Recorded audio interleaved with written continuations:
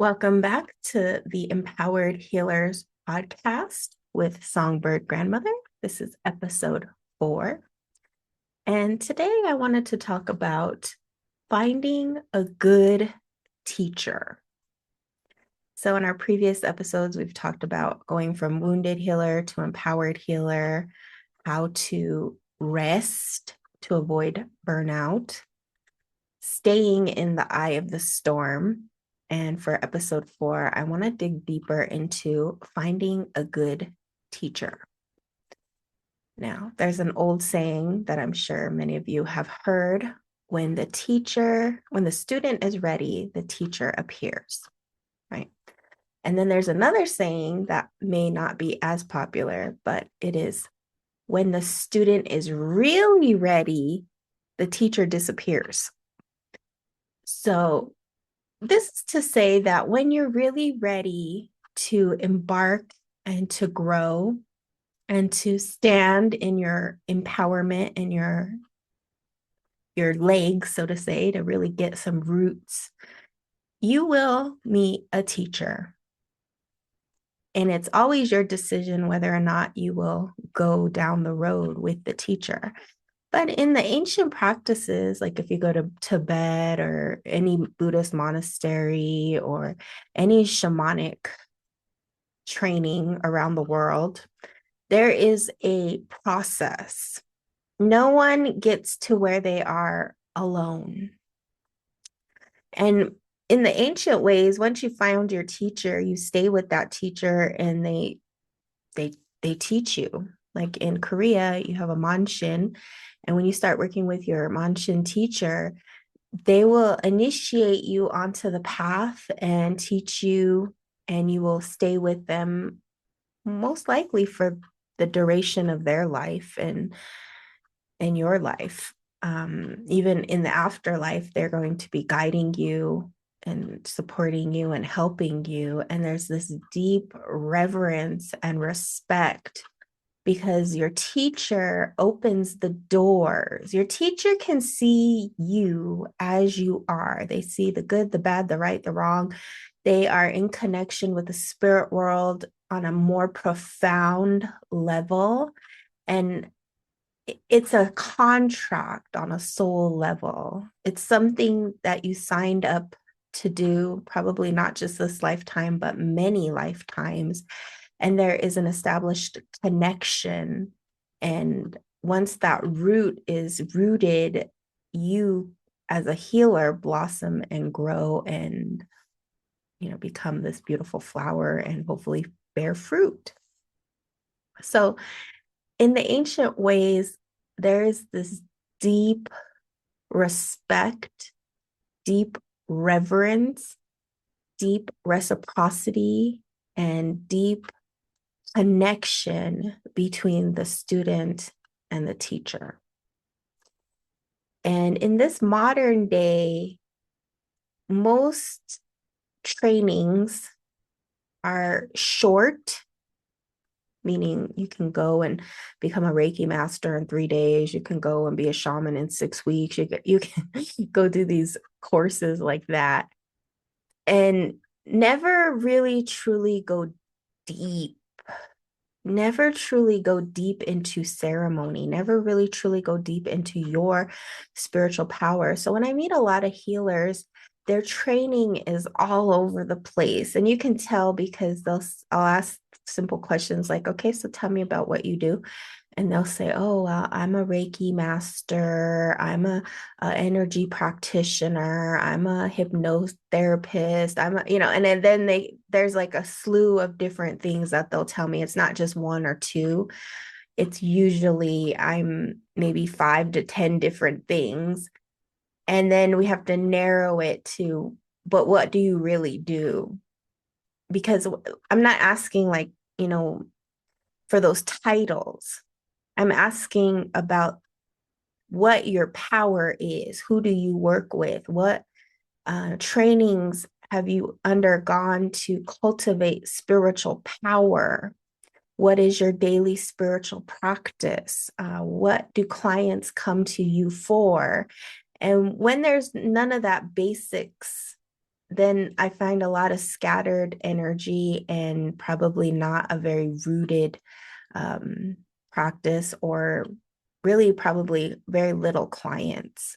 Because in order to really know yourself as a healer, you have had to have gone through training of some sort, basic training. You know how you go to the army and you have basic training? It's the same process, because when you don't have any spiritual training, or your spiritual training is like in spurts like that, it's like, 2 weeks here, 3 days here. I went to Costa Rica, I did this, I went to another thing, and I went, and there's seemingly nothing wrong with that if you're never going to work with people. If you're a spiritual seeker and you want to travel the world and learn as much as you can about everything, you want to read every book, and you're never going to actually practice it like an academics do that all the time. They go all over the world, they sit in ceremonies, they write about it, they talk about it, they speak about it, but they don't actually practice it.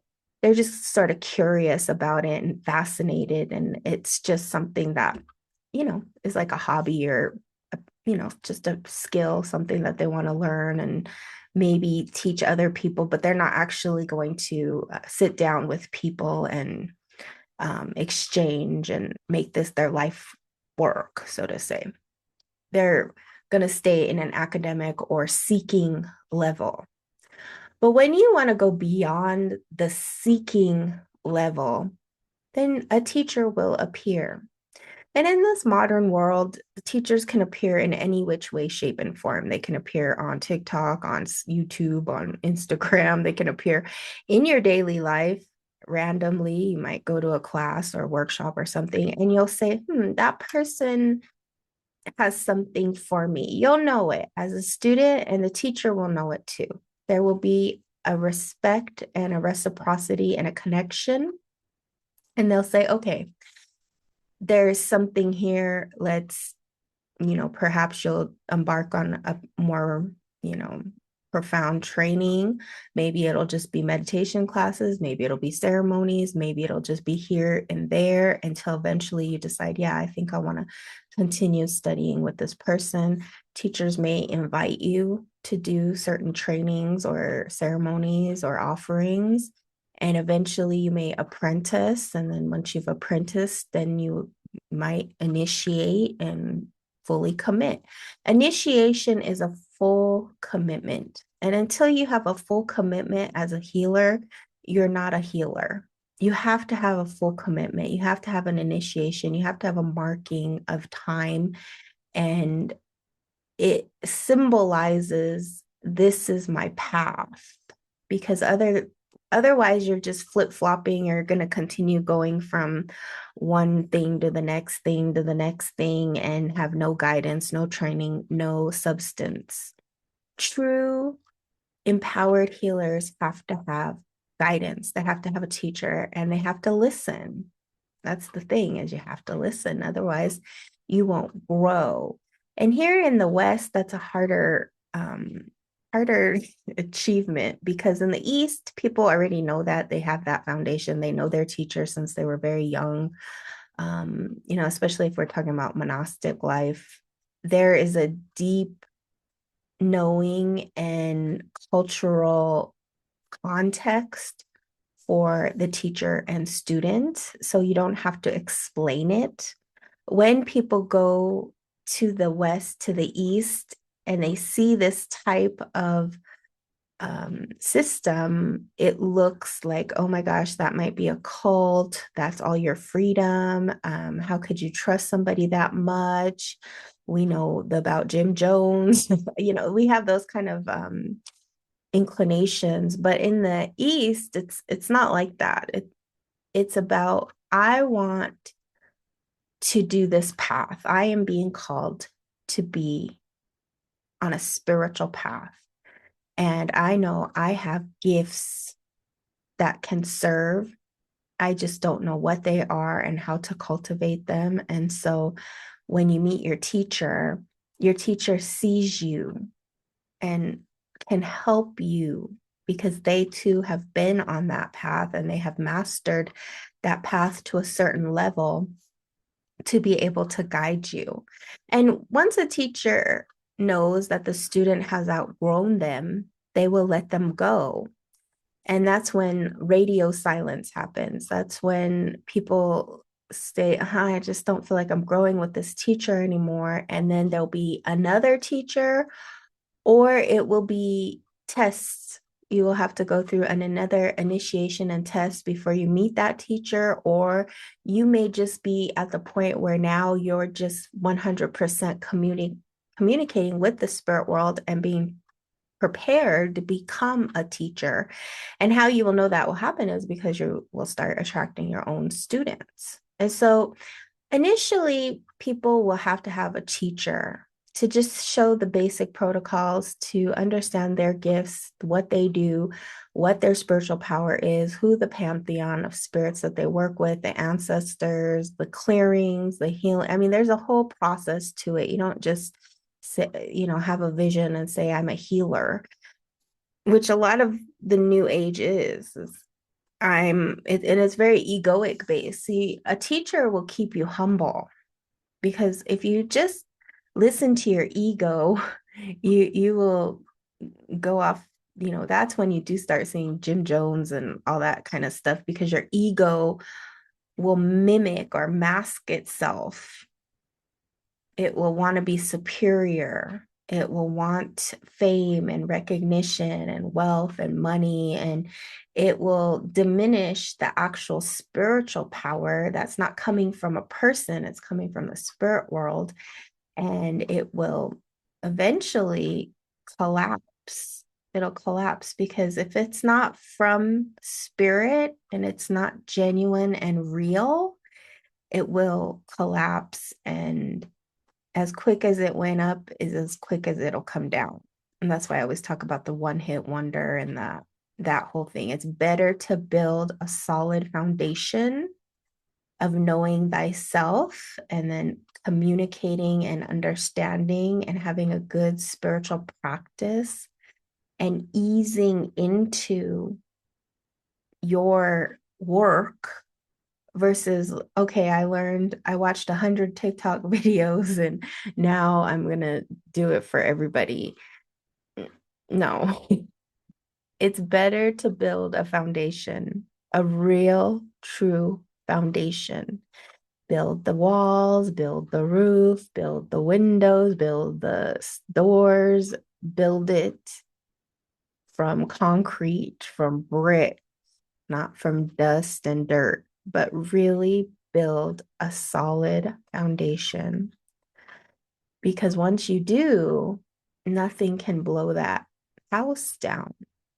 And it will only continue to flourish. It'll only continue to bloom. It'll only continue to become a beautiful home that is warm. It is inviting. People want to come in. They want to heal. They want to rest. They're like, wow, look at the beautiful flowers. Look at the garden. Look at the vines. Look at, the beautiful walls that are painted a certain color. And it's inviting. And that's your energy. That's you. That's what you build.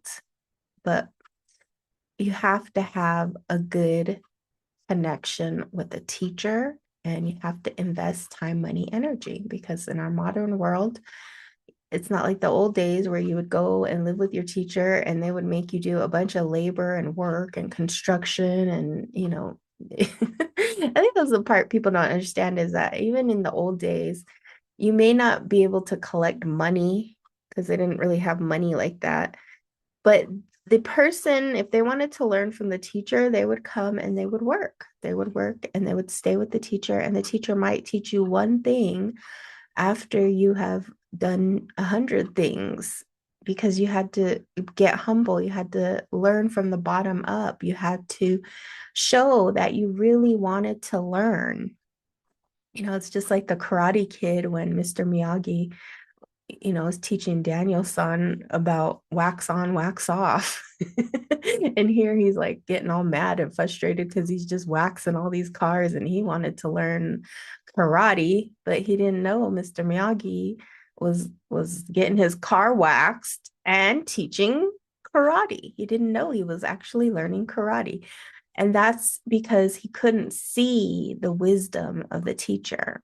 And it's the same thing in this realm, in the spirit realm. It's like, if you want to go further, if you want to have consistency, if you want to have focus, if you want to grow, you have to have a teacher. And the right teacher will come at the right time when you're ready.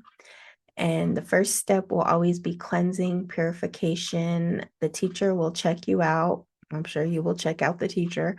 But I know from my own experience, when I first met my first teacher, it wasn't something I pursued. In fact, I had a friend who kept telling me, oh, there's this wonderful woman on the radio. I want to go meet her. I want to have a reading. I wasn't really interested. And I started to listen to her here and there. And I thought, oh, yeah, yeah. And my friend just kept pushing it, pushing it, pushing it, right? And finally, we booked the readings, but it was like many months out, and many events had to happen in between that time frame for me to even understand what was happening.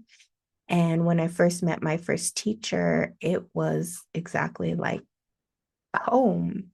It's coming home. It's like, wow, this seems like this is the way. And it's a life-changing event. It's something that you'll remember, and it's an invitation. And the right teacher is not going to be pushy. It's not going to feel like a sales gimmick. It's going to feel like this is the door in. This is the door in. Of course, there's a time, money, energy investment. You're going to have to invest into your training. You're going to have to invest. And the more you invest, the more you will get. That's just the bottom line. The more you pray, the more you'll get. The more you give offerings, the more you'll see results. The more you give to your teacher, the more they will open the door, because you have to remember the teacher is the doorkeeper. They hold a key to the spirit world, and they will communicate with the spirit world and get advice and guidance, and they will tell you what you need to do. But if you start taking advantage of your teacher, if you start asking for more, if you don't want to give more time, money, energy, then the spirit world will close doors. They won't open doors. Like if the teacher wills it with the spirit world, doors open. If the teacher starts to feel neglected, used, you know, not respected, if there's no reciprocity, if you're all take and no give, if you're cheap with your teacher, they will know that they will feel it, and the spirit world will too, because the spirit world is not something that you can play with. It's not something that you can be cheap with. It's not something that you can try to take like with people. You can't lie to the spirit world. You can't do the things you do with the spirit world like you do with people. And so your teacher is a person.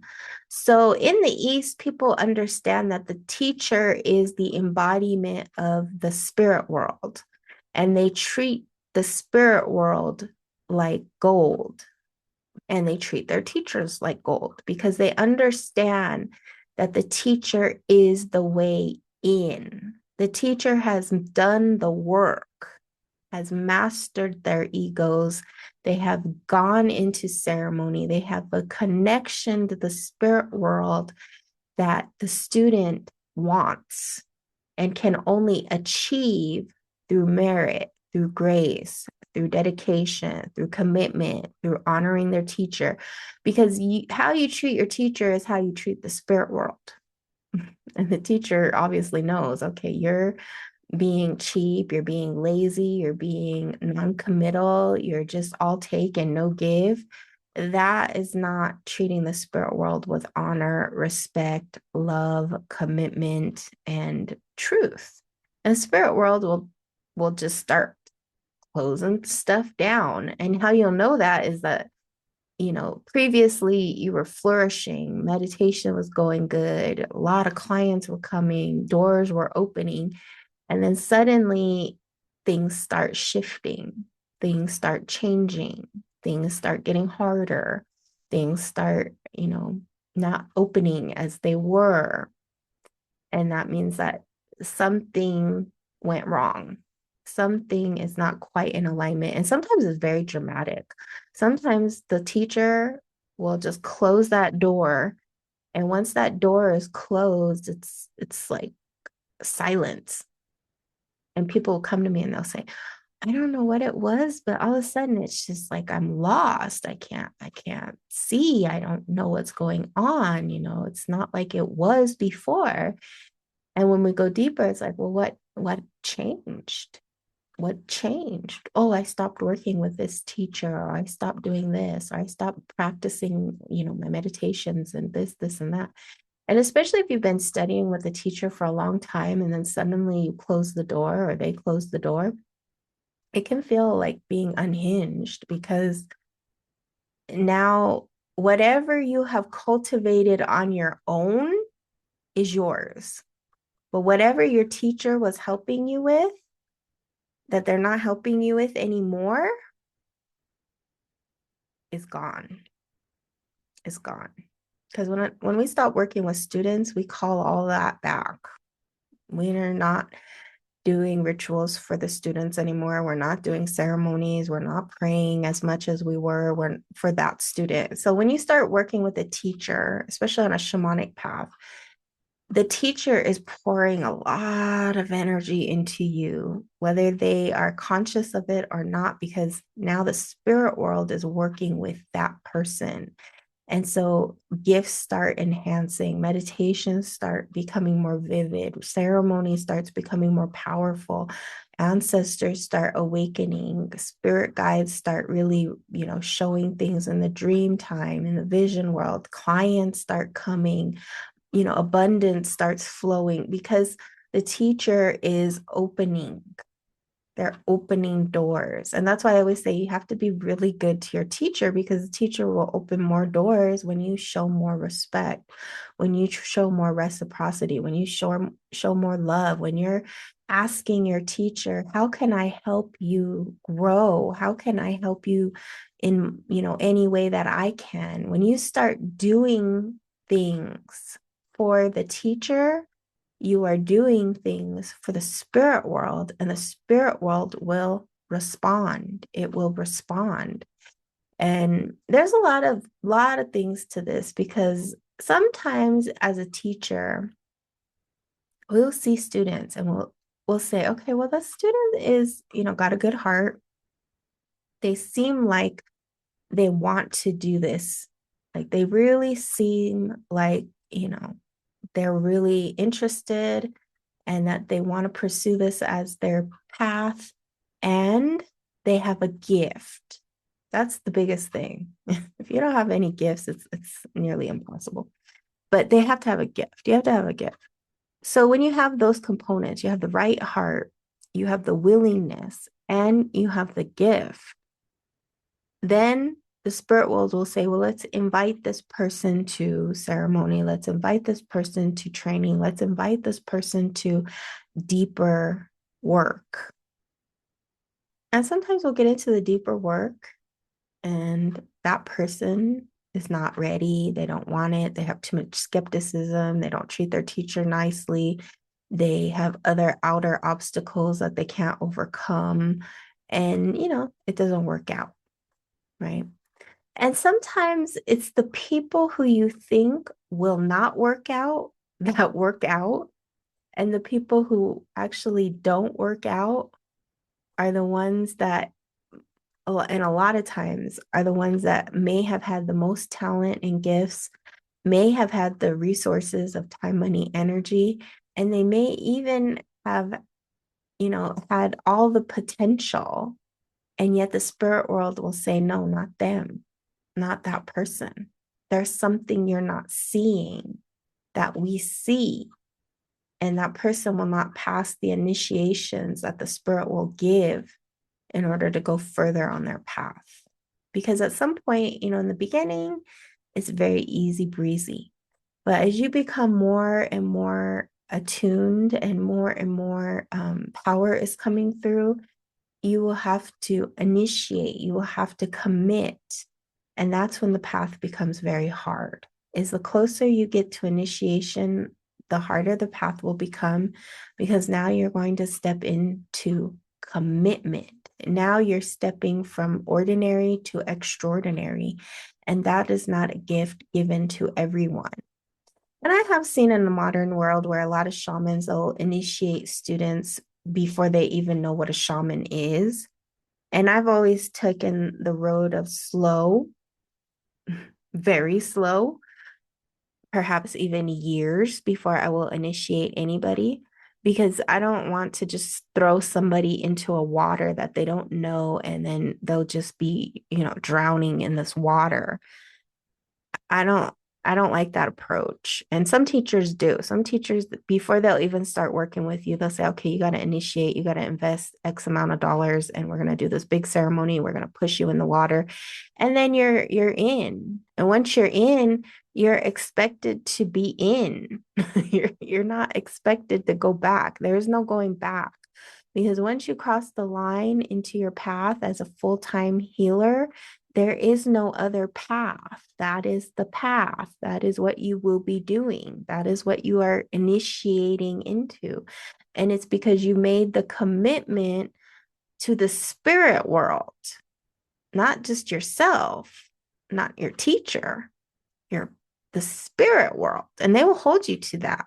Because once you initiate and then say you just jump out and you didn't like the path, you didn't like your teacher, you didn't like whatever, you jump out of the water and you try to go back to a normal life, it's gonna be like so hard, because the spirit world will make every obstacle there is happen, because you made a commitment to the spirit world to do this as your work, as your life's purpose, as who you are and what you're going to help people with. It's not like any other little job. Like if you got a job as an accountant, or if you got a job at a corporation, you can, oh, I don't like this job, I quit. That's not the same thing, because now we're in the spiritual realms. And when you quit doing what you said you were going to do, the spirit world doesn't take that lightly, unfortunately. And it's not like they're going to blow every door down and they're going to, I mean, but I have seen that happen. I have seen people who were supposed to initiate, didn't initiate, and the hardships they went through because they didn't do what they contracted to do. On a soul level, they were signed up for this. And then when it came down to it, they said, no, I can't do this, and suffered the consequences. And they knew it. Every single person I've ever talked to who has had that happen knew it. I have seen other shamanic students who crossed the line, who initiated, got into it, didn't like it, couldn't pass those obstacles.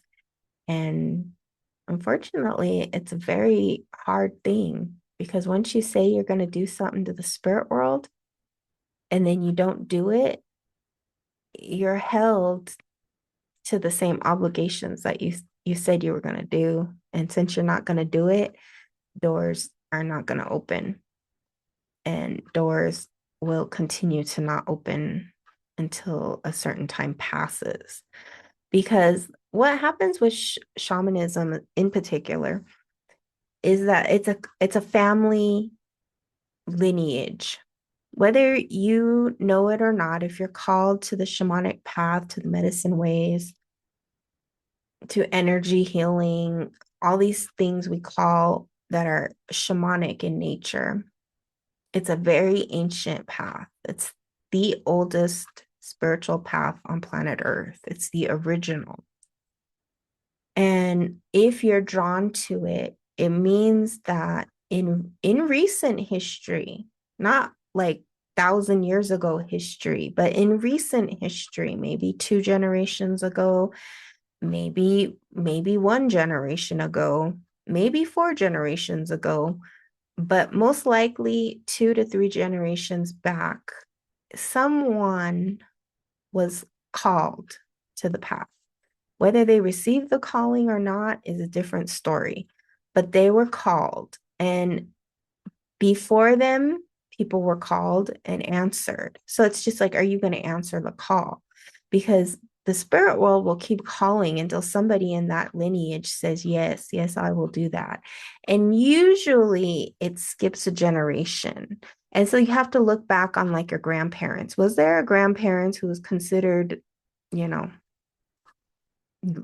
delusional, hysterical, schizophrenic, bipolar, something, what we call like mental? Was there somebody in your family, grandma, grandpa, who was just that oddball, who knew things were going to happen, who worked with herbs, who worked with energy, who maybe even healed people on, on the side, on the down low kind of thing? Maybe was called a witch, maybe loved cats and lived in a cottage with her plants and just wanted to be left alone. There was somebody who was considered that, which was a healer. They, a lot of females, but could be a man, could be a woman, knew things. They had insight, they had dreams, they were extremely sensitive, they were connected to nature, specifically animals, dogs, cats, horses. They were somebody who was very connected to the land, who knew things before they happened, was considered crazy in some way, shape, and form, and or had gifts that people knew about and probably even came to them for, and were considered outcasts or black sheeps of the family. Those are spiritual callings. And unfortunately, that grandma, grandpa, aunt, uncle, they didn't meet a teacher. That's the most unfortunate part. I always say we're in a teacher shortage because they didn't have the grand privilege and opportunity to meet a teacher. And if they did meet a teacher, they would have gone through the initiations to get on their path to understand who they are. And, that crazy stuff would go away. Because when you first really open into your gifts, you literally will go to the edge. It's the fringe. And you will go in between those realms of insane and sane, spirit and living, because that's the shamanic path. You have to go through those dimensions and you have to understand those dimensions. You have to know how to get in and through those dimensions. You have to understand how to cultivate spiritual power, go into the spiritual realms, bring back that power for healing. And the first sign or symptom of somebody who's got the gift is they're considered crazy. They're considered different. They're considered, that's just Aunt Susan over there with those weird visions that she gets that always come true, right? The ones that people don't want to deal with. Because if they had to deal with it, they'd have to look within themselves and see that gift within themselves. So powers are handed in and through genetic lines. And whether people understand that or not doesn't matter, because spirit world will call who it wants to call. But the beautiful thing is that if you have the gift, you meet a teacher who can help you cultivate, who can help you grow, who can help you nurture that gift. And that's a precious thing. It's a very precious thing. So I always tell people, honor your teachers, respect them, give them the time, money, and energy they deserve. Because I know for me and my path, I give everything to my teachers because I can't even imagine what my life would be without it. And right now, in this time and space and in this reality, more and more people are going to be reaching for the divine. More and more people are going to be seeking the answers. More and more people are going to be awakening into their ancient genetics and their gifts and their powers. And they're going to be lost, not knowing that if they just prayed, if they just awakened their spirit, all the doors would open. And that when they meet that teacher, they would know and they would recognize and they would honor it. And they wouldn't be afraid to invest their time, money, energy. They would want to. And that's one thing I'm really happy that I acknowledged as a young person when I first got on my path. I knew my teacher and I was never hesitant about giving time, money, energy. I would do more and wanted to know more. I was so grateful, even though it wasn't always easy. And there was a lot of sacrifice I had to make. But I never regret those decisions I made. And I'm glad it happened when I was still young. I was still open. I was still fresh. I was still innocent. Because it's harder when you're older. It is. It is harder when you're older because you've been through a lot of disappointment and a lot of things in your life that make it harder to awaken and open and trust. But that's also a part of your mind. And you have to really open your mind and work with your mind and learn and say, you know, I have waited my whole life for this opportunity. And I'm so grateful, so grateful. And when you stay in that place, it doesn't really matter how old or young you are. It just matters that you're open. That's the only thing is you're open. And you say, you know what?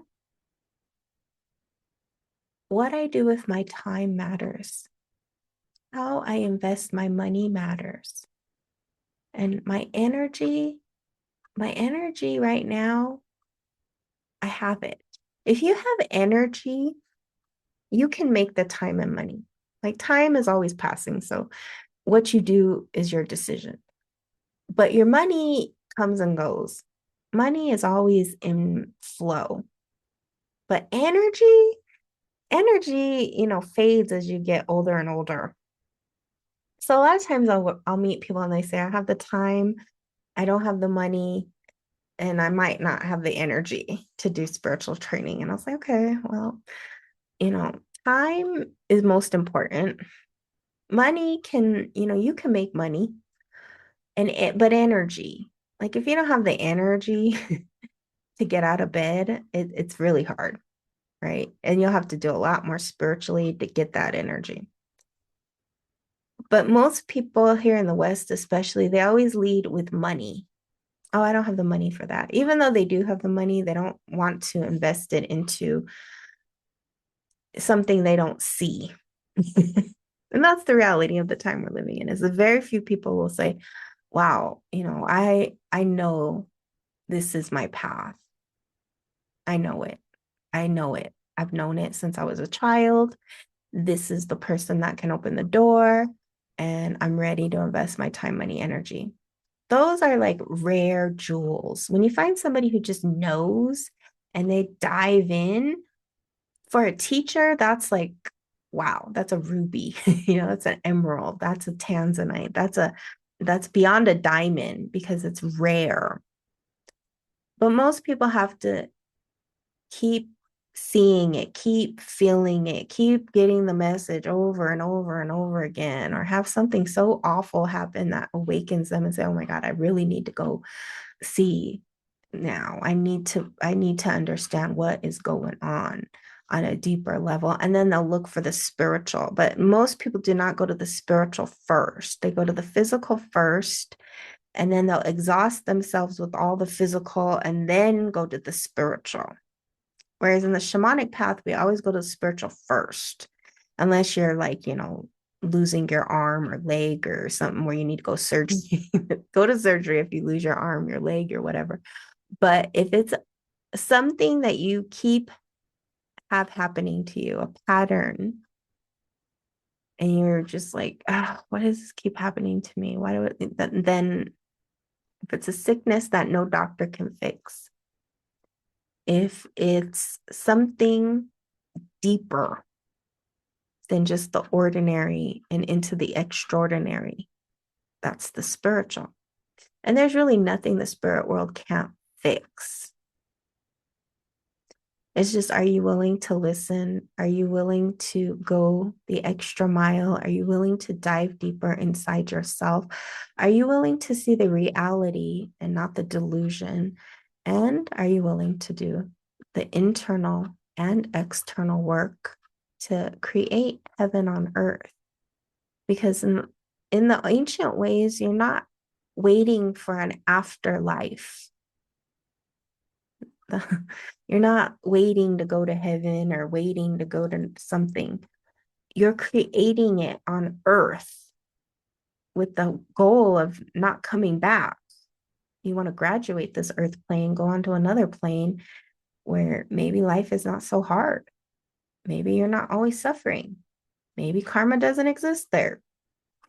But the goal is not to just get off this planet. It's to graduate. It's to learn the lessons. It's to turn those lessons into blessings. It's to help more and more people. It's to accumulate merit through dedication, through becoming enlightened, becoming that bodhisattva, becoming that person that brings heaven to earth. And the greatest person is the person who can help others to alleviate their suffering, which is the healer, which is the person who has decided to walk a path of service, dedication, merit, contentment, love, compassion, and beauty. And those are rare jewels. And that's why when you do meet somebody who says, yes, I know this is what I want, this feels like home, this is what I know I was born to do, that's gold. That's a jewel. That's a precious thing. And when you work towards that, all the doors open. All the doors. But you have to have the consciousness to recognize. You have to know the right from the wrong, the good and the bad. If you don't know what a good teacher is versus a bad teacher, you most likely will have to go through the bad teacher first to get to the good teacher. If you don't know what a good healer is, a good reader is, a good psychic, good medium, you'll have to go through the bad first to go to the good. That's just how you learn on this earth. And that's why there's so many good teachers and so many bad teachers, so many good healers and so many bad healers, because they all serve a function and purpose. It's just like, landscaping. Gosh, I've had the hardest time finding a good sprinkler person.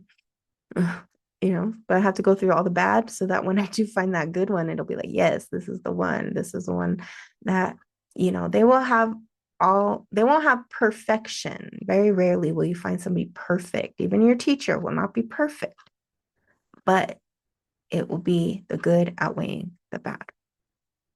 So if you're really ready to go on your empowered healer's journey, if you really want to open doorways, if you really want to step into a new chapter and this feels like home, then I would invite you to reach out. Let's connect. Let's see how your path can evolve if you had the right guidance. How can your path blossom and bloom and fruit with the spirit world, opening doors, manifesting realities, creating heaven on earth? And if that sounds appealing to you, then be sure to check out my website and continue to listen to this podcast. Go look at my other videos on social media and connect. Until we meet again, I'm wishing you all the best on your path of becoming your greatest self. Aho.